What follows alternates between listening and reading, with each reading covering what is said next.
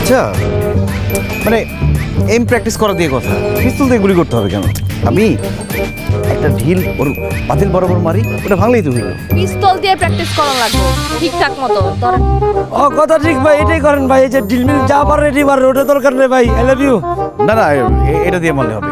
আমি আমি M practice করে দেখাচ্ছি। আপনি গুলি করতে হবে কইছি না, ধরেন। আরে গুলি করলে তো মারা যাবে। আপু ভাই কি এ মরবার তো গন্ডার চামড়া, এগুলা ওর অভ্যাস আছে। 1-2 মাস থাকবো হসপিটালে, এরপর ঠিক হয়ে যাবে। কেন মারেন? বাবু ভাই। হ্যাঁ মারেন। ওরে মারে। কিছুই তো বাবু ভাই সে